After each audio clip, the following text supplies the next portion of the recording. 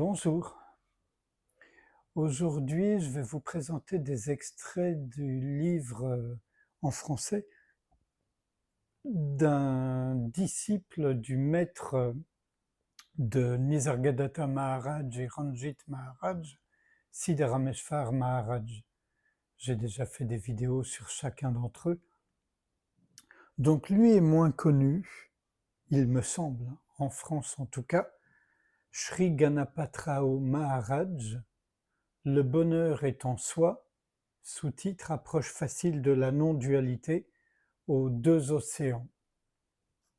Voici quelques extraits.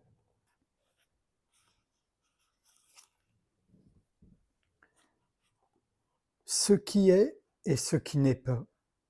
L'homme se prend pour ce qu'il n'est pas, le corps, les sens, les organes, et ainsi de suite. Si une fleur rouge est placée à côté d'un cristal, ce dernier paraîtra rouge.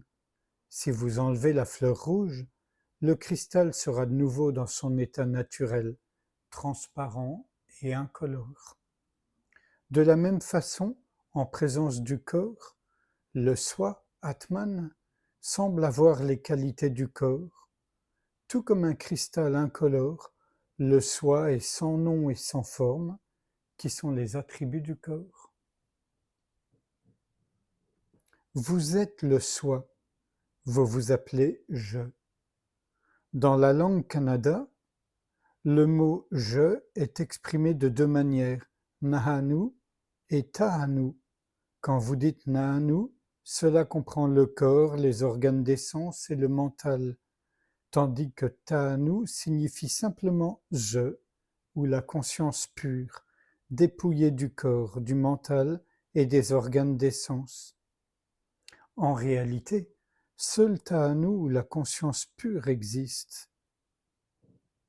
Le véritable être en tout un chacun est tahanu, qui est la conscience absolue sans le corps et le mental.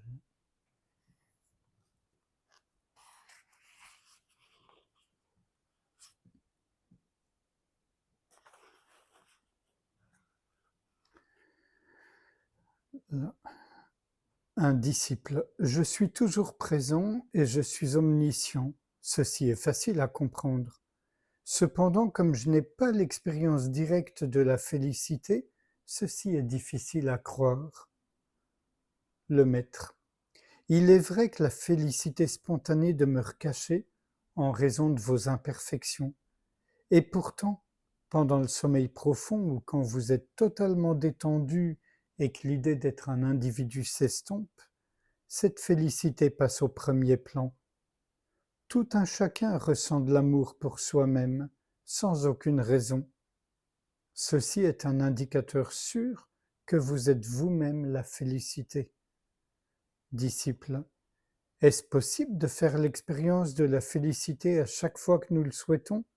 Le maître.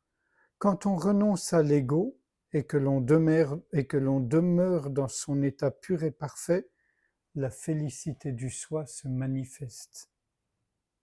Évidemment, là, on a affaire à des Indiens, donc c'est vraiment le langage culturel de l'Inde qui rejaillit.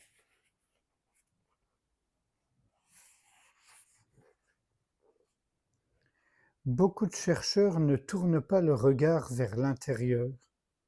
Ceci est leur principale lacune. Ils prennent à cœur les événements externes et repoussent toute pensée concernant le soi. Personne dans ce monde n'est libre de désir. L'un peut désirer l'argent, l'autre un enfant, l'un se fait du souci pour l'emploi de son fils et l'autre pour le mariage de sa fille, et encore un autre pour sa propre santé. Et tous sont totalement préoccupés par leurs soucis.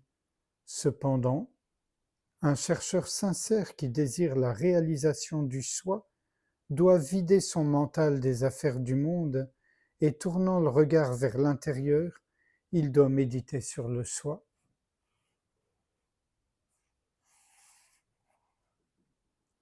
À l'instant même où vous dites « je ne suis ni le corps ni les attributs, je suis le soi parfait », cette idée doit prendre racine en vous. Vous devez faire l'expérience de cette joie et dire oui, oui, je suis ce soi paisible rempli de félicité.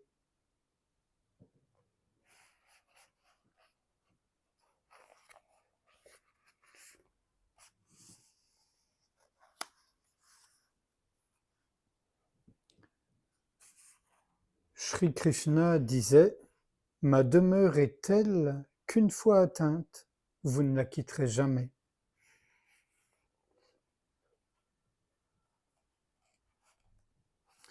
Là, un petit exercice en quelque sorte, vous êtes déjà libre. Pour commencer, imaginez que vous êtes un individu déjà libre.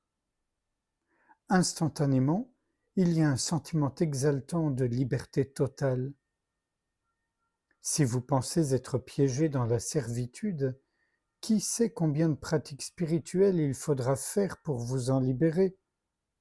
Vous serez également assailli par le doute quant à la possibilité d'atteindre la libération que d'autres n'ont pas réussi à atteindre malgré tous leurs efforts.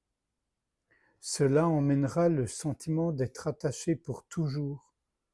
Pour éviter cette pensée négative, croyez que vous êtes déjà libre. Plus cette croyance est profonde, plus la félicité ressentie sera intense. Il n'y a pas la moindre trace de servitude dans votre état naturel, non contaminé par les attributs ou ajouts. Cet état naturel est fondamental et totalement léger, et c'est la félicité même. Dans l'état libre d'émotion, où l'idée d'un corps en particulier, d'un nom ou d'une forme est totalement absente, il n'y a aucune place pour la servitude.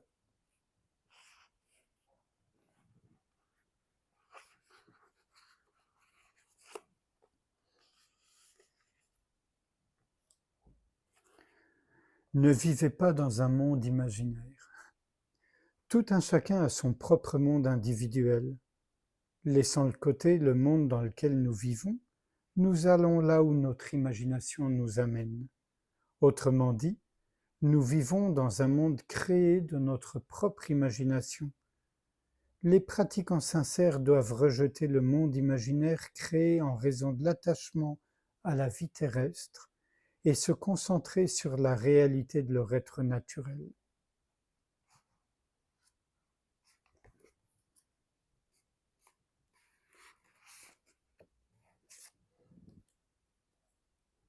Et un ultime, voilà. L'ego fait obstacle à la libération. C'est l'ego qui crie je, encore et encore, et qui fait obstacle à notre libération et à la félicité qui l'accompagne. Il nous perce le cœur à chaque instant et nous fait souffrir. Il ne nous laisse pas tranquilles une seule minute. Quand même un tout dernier extrait. N'essayez pas de purifier l'ego, débarrassez-vous-en simplement. Voilà.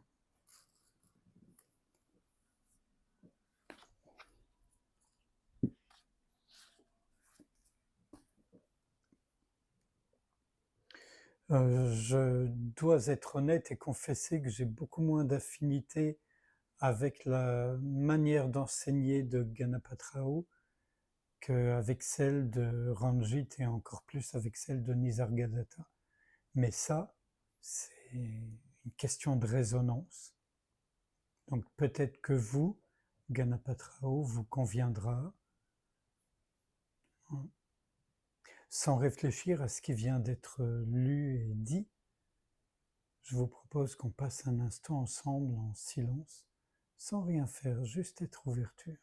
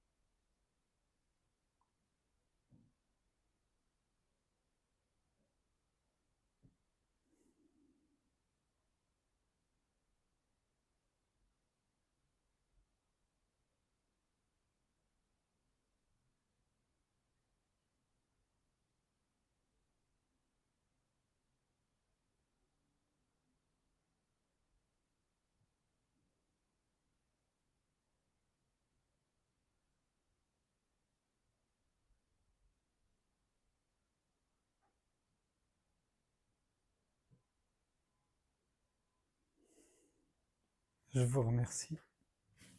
À bientôt.